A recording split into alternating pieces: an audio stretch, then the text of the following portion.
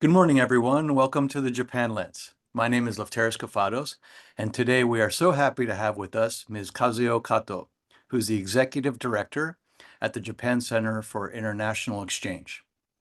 Ms. Kato is Executive Director of the U.S. branch, and the JCIE was founded in 1975 to strengthen U.S.-Japan relations and cooperation through policy dialogues and exchange programs. So, Kazuyo-san, thank you so much for being here with us today. Thank you so much for inviting me to join. I'm looking forward to it. So happy to have you. I'm just going to introduce to our viewers a little bit about your bio and to explain a little bit about JCIE. So for those viewers who don't know very much about JCIE, this is at the forefront of international exchange between the U.S. and Japan. For over 2 decades, Ms. Kato has been working at organizations dedicated to U.S.-Japan relations and international affairs, both here in the United States and in Japan. Prior to joining JCIE in April 2021, Kazuyo-san served as Senior Director of Global Partnerships and Initiatives at the Japan Society in New York. Prior to that, she worked for over 5 years at the Sasakawa Peace Foundation in Washington, D.C., where she last served as Director of Programs and Administration and developed the organization's signature delegation and outreach programs on U.S.-Japan relations. Earlier, Kazuyo-san worked for the U.S.-Japan Exchange Program at Sasakawa Peace Foundation in Tokyo, and that was from 2010 to 2014. And also at the International Security Program for CSIS, or the Center for Strategic and International Studies, in Washington, D.C. from 2003 until 2007. She also has extensive experience with international consulting firms, including Armitage International. And as for her educational background, Kazuyo-san graduated from Stanford University with a BA in International Relations and an MA in International Policy Studies. She is a member of the esteemed Maureen and Mike Mansfield Foundation, U.S.-Japan Network for the Future Programs, and a member of the U.S.-Japan Council. Kazuyo-san, once again, thank you so much for being here today. Thank you, Lefteris. So I'd like to just jump right in. As I'm reading over your bio, it struck me that JCIE is involved in so many different exchange activities between the U.S. and Japan. Could you tell our viewers a little bit about your organization and tell us about your particular work duties? Thank you so much, and thank you for your very kind introduction. I represent JCIE USA, which is a US-based nonprofit organization with staff in DC and New York, and a partner organization in Tokyo, Japan, with the same name. And we really work as a convener. We bring together current and future leaders in the United States and Japan, and particularly those that can impact policies in the two countries, and try to provide them with a platform where they can have dialogues on issues of mutual interest and concern, whether it's domestic, regional, or global issues. And our goal in the short term is really to facilitate mutual learning and building of knowledge, hopefully sparking insights for effective policies and practice. In the long term, it's really about building the future foundation for US-Japan cooperation. Mm. Some of our programs have a thematic focus, like promoting global health, democratic governance in Asia, healthy and active aging, and women's leadership.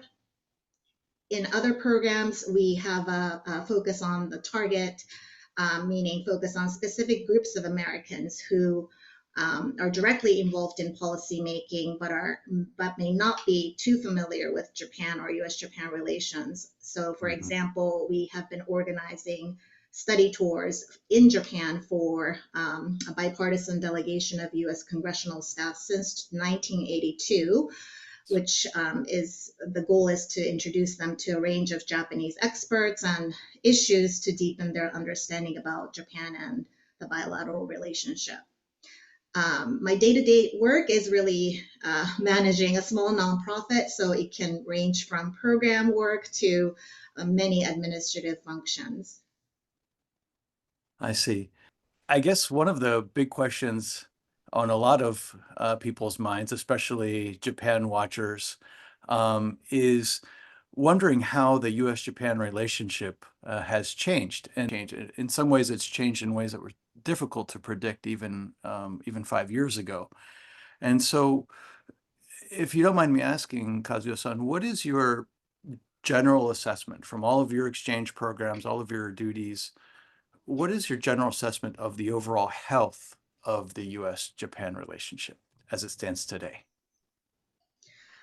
Yes, so I think when you mentioned the relationship may be changing in ways that we couldn't predict 5 years ago, it may seem like that when we focus on the current headlines, like how what looking at what transpired from the U.S. decision to impose tariffs and how trade relations with the United States allies are being managed in untraditional ways.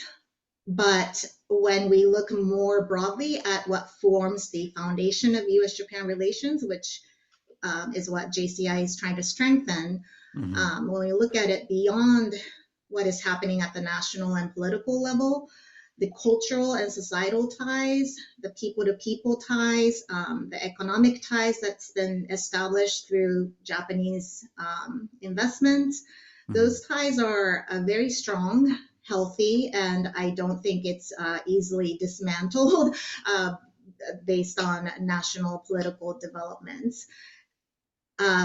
Looking within the United States, and I'm sure you observed this too, compared to when I was in Washington, D.C. in the late 1980s or in Hmm. San Francisco in the late 1990s, it's really remarkable how Japanese culture and cuisine has become a staple in American culture too.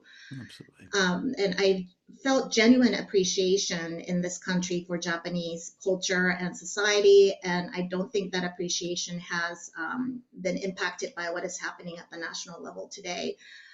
My feeling was very reinforced last week when I had a chance to attend the annual conference of the National Japan America Societies, where I saw a community of many like minded people supporting this relationship at the grassroots level. Hmm. So I think I find the relationship to be healthy at that level. That said, I do foresee some impact of what is happening today, and then I'll mention two. One is there are a number of Americans with deep expertise in areas like areas that we work on Hmm. in areas like development assistance, public health, women's empowerment, democracy assistance overseas, who are great counterparts and who have been great counterparts for Japan to work with. Hmm. However, they recently lost their place to apply their expertise with US federal funding going elsewhere. So I Hmm. do think there is this need for us to find ways to continue to leverage these American talent to Hmm. strengthen US Japan cooperation. The second thing, second impact I'm seeing of recent development is in Japan. Hmm. So there has been a very quick decline of US image and reputation there in Japan based on recent polls that I've looked at by Pew Research Center and others. And that's unfortunate. My hope is that public sentiments can easily be go up and down. So we'll just have to see if this has any significant long-term implications. But those are the two things that I have kind of paid attention to. I see. So, as someone such as yourself who has one foot in each culture, um, what do you think are some of the major societal developments in Japan that are particularly noteworthy, whether it's related to this kind of drop in image, this reduced affinity for the U.S. and Japan, as shown in the Pew Research results, or just what do you think is particularly noteworthy that people should know about Japan today, something that's changed? Yes, thank you. I can start with two. And the first one is not a surprise to most people, I believe, but is on societal development. The one that our organization and I pay attention to is demographic changes because it has implications for Japan's future economic vitality and societal stability. And as you know, Japanese population peaked at 126.6 million in 2009, and it's been dropping since. Just in 2004, Japan lost 900,000 people. That also means 1 in 3 adults in Japan are now the age of 65 or older. So it's a super aging society. Mm-hmm. And obviously, this requires Japan to think about offering affordable and high quality care for the aging population and how to keep them productive members of society and so forth. And along with that trend, we're also paying attention to the rapid increase in the number of foreign residents in Japan, who I think Japan needs to make up for the lost population. Just to give some statistics, in 2024, the number of foreign residents were 3.77 million, which is still only 3% of the total population, but it did increase by more than 10% in just 1 year. And in the last decade, the number tripled. So you can kind of get a sense of the increase. But the problem is that the support system has not caught up with this trend. So foreign residents in Japan are struggling with low wages, poverty, Japanese language difficulties, social isolation, providing adequate education for their children, and so forth. These issues really need to be addressed for Japan to be able to successfully integrate foreign residents into Japanese society without causing a cultural clash that we see in other countries. So that is a challenge that I pay attention to. There are many Japanese nonprofit organizations actually filling the gap in the support system in Japan. And the reason I have been following this is because we have a project right now interviewing these NPOs to identify their needs and how they're trying to address this challenge. So that's the first one. The other development is about younger people in Japan, and it's the lack of a sense of what we call political efficacy, meaning. And it's sort of related to the weakening of the ruling coalition in Japan. But younger people just don't feel that they can influence government decisions and have their voices heard in what we call Japan as a silver democracy, where older voters are larger and more influential. I don't mean to promote our program, but JCIE also has a program looking at the state of democracy in Asia. And when we did a survey of younger people in the region, of the 10 countries surveyed, Japan stood out as an outlier in younger people feeling that their votes don't matter in elections. So this should probably change. And I think because we observe this, we've been engaging Japanese youth leaders to raise their awareness as an important stakeholder of democratic governance. So rise in foreign residents and the attitudes of younger people in Japan are the two societal trends that we're paying attention to these days. I see. What would you say to Japanese folks that are looking at the U.S. and tell them, well, these are some societal developments you should keep in mind? What do you think about that? I think it's no surprise to you as well and others that we're seeing a great divide within the United States between the extremes of the so-called liberals and the conservatives, with the middle of the road people having difficulties in finding voices that represent their views. And to me, it seems like without a strong leader who can bring those two sides together or find the middle ground, the country could continue to swing from left to right. And I think the Japanese do observe that in the past decade. And that ultimately could undermine U.S. credibility and reliability as a partner among its allies and friends. And so I think that might be the reason, this confidence in America's ability to sustain a stable society, be a stable partner, Mhm. is being questioned, and that's been reflected in maybe the polling results. I see. You mentioned, this kind of disenchantment in Japan with the status quo of like a silver democracy. Um, so do you think that this is also related to these new parties, these new political parties that we see that are coming to challenge um, the liberal Democratic Party that has been in power for so long? Do you think that there's some of that is a reflection of that discontent with the silver democracy? Yes, I think there's been a long-standing discontent with how the country has been managed by the ruling coalition, Hmm. especially the LDP. And so there is some reflection of that, but I see it more as dissatisfaction with the status quo or the established elites, and mistrust that they have, you know um, there's some sort of deep state that is Hmm. managing the country without heeding their interests. Mm.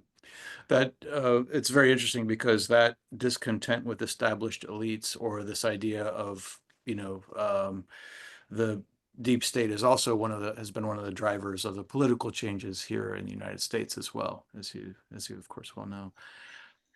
But I do want to say, though, in both countries, the biggest trend in the last decade or so is the rise of social media, or the use of social media. And I think social media really had an impact in bringing marginal or extreme voices to the forefront, and creating a larger divide than I used to see.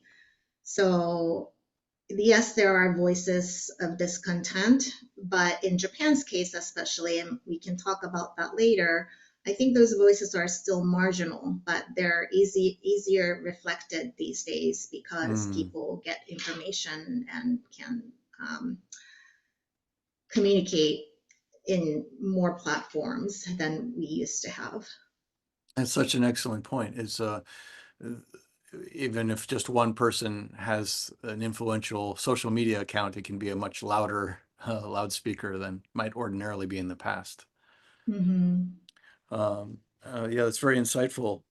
Um, so along the lines of the discussion about the change in perception of the United States, I read something not too long ago about Prime Minister Ishiba Shigeru, who expressed some pretty strong opinions about the status of forces agreement that Japan has with the United States. Um, Basically, he said that it's unfair, and he also this was in the context of talking about how while having the U.S. military presence in Japan has helped Japan's security, it's also made Japanese less able to defend their own country. That was the context of that discussion. But this idea that the relationship is kind of unfair. There's a time I think that he really captured the feeling of many Japanese people and saying, this relationship isn't really fair. And so Mm-hmm. um, I guess what I'd like to ask is, in your opinion, do you think the US-Japan relationship is one of equals? So, no, but I wouldn't say it's unfair. It may be unequal or asymmetrical, but I would characterize it more as complementary in terms of the roles in the alliance, where the United States offers its power projection capability to defend Japan, while Japan hosts US bases to do that. I think, as you said, the word unfair probably is effective in tapping into this existing sentiment or dissatisfaction among some Japanese public that somehow the United States is overpowering or exploiting Japan. But that's been the reality, whether one likes it or not, in my view, that the United States' status as a superpower necessitated the current arrangement. And in that sense, I don't think the relationship has necessarily been equal between the United States and other countries like Europe. Mm, Um, so if Japan wants to increase its defense spending to change the status quo, which it has decided to do, I think that's great for Japan and mhm, natural for a normal country. But I don't think the alliance can be characterized as unfair until Japan develops independent capacity or capabilities to defend itself without relying on the alliance. mhm. I see. Yeah, the core foundation as to why the U.S. bases exist in Japan seems to be that in itself seems to be changing. I think that in the past there was this idea that in exchange for protection, Japan will allow the United States to have these bases that make that power projection possible, which Mm-hmm. is something that was in the national interest, security interests of the United States. But now it feels like there's this kind of more transactional dialogue um, Mm-hmm. where even the core assumptions of that foundation have changed. Um, Mm-hmm.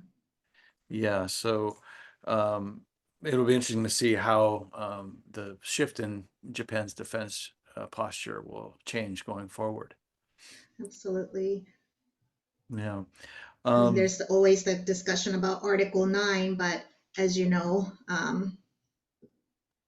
revising it requires a huge step. So yeah.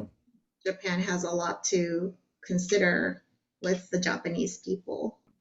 In a very eloquent and succinct manner, you've summed up how there are these kind of big shifts happening both in Japan and the U.S. Um, are you, as someone standing at the forefront of the U.S.-Japan relationship, are you hopeful? Let me first ask, what are your biggest concerns about the U.S.-Japan relationship going forward? Uh, I kind of worry that the current political developments at the national level in the United States is overwhelming the image of America among the Japanese public because Mhm, there are plenty of Americans who do not agree with the way things are going in the country today. So when I see polling results like that, it's unfortunate because, as I mentioned at the outset, there's still a lot of Americans who are just like before, trying to build close ties with with Japan based on our shared values. mhm, So I worry about this overwhelming um, um, image of America today. mhm, In the short term, I'm not a trade expert, but I do wonder how the 550 billion that Japan is supposed to offer the United States is going to settle because to become a win-win arrangement in some ways, I do worry about that because it's a big amount of money. mhm, Yeah. But if I mention my hope, I do hope that we can continue to rely on the people to people, community to community, society to society foundation that exists, and um, um, that we can rely on those foundations to weather the storm, so to mhm, speak. mhm. Maybe some of the dissatisfaction in Japan that you mentioned about this fear of being exploited by the U.S. Maybe it has something to do with those giant numbers like $550 billion. And yeah, um, Certainly. Japan doesn't always get credit with certain members of the political spectrum here for all of the jobs creation that happens, Hmm. all of the high quality, high paying jobs in the United States that are a direct result of Japanese investment.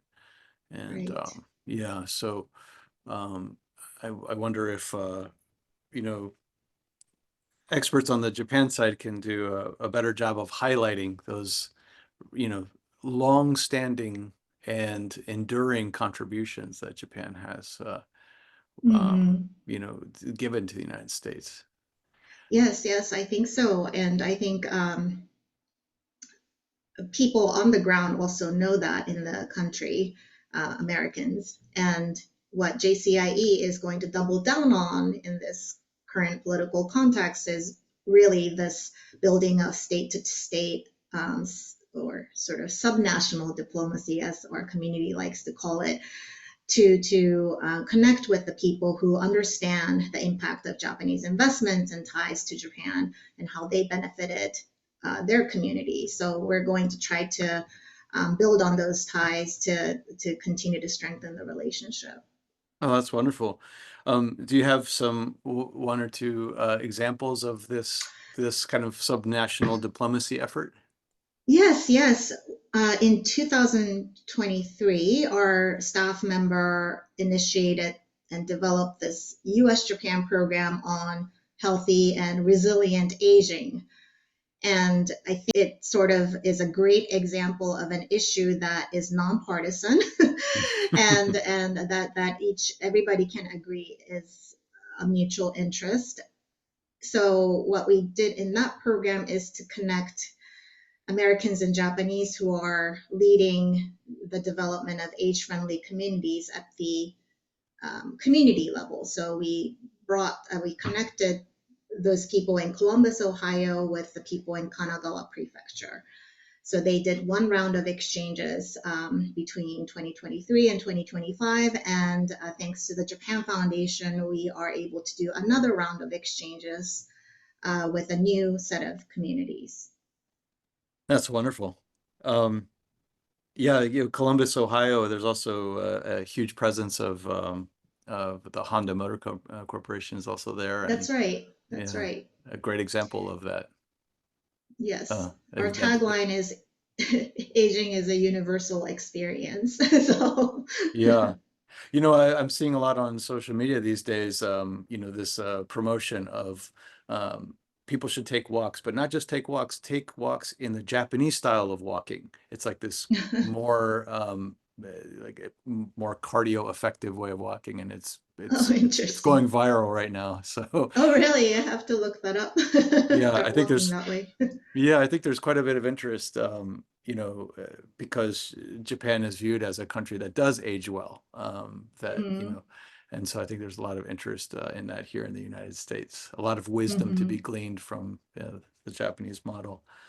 That's right.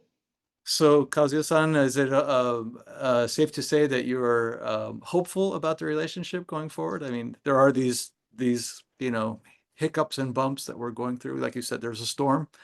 Um, Mm-hmm. but what makes you what would you say makes you hopeful about the relationship?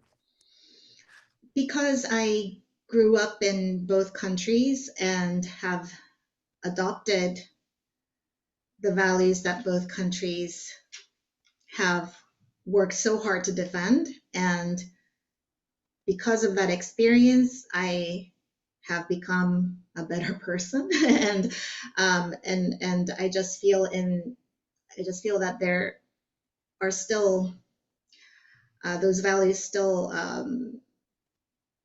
exist in both countries, and um, there are people who support it, and we can rely on those people and communities. That's that strong foundation you mentioned earlier that really underpins the U.S.-Japan relationship. Mm-hmm. That's wonderful. But all I can say is that you have been so active, standing at the forefront of the relationship, and so that I know I can speak for all of our viewers when I say that I wish you much continued success in all of your Thank endeavors, you. and that really look forward to seeing what new programs you're able to push forward with, and we wish you all the very best going forward. Thank you so much. We need that encouragement. Really appreciate it. Absolutely, and thank you again for your time, and looking forward to talking to you again soon. Thank you. Thank you. Thank you, Kazuyo-san.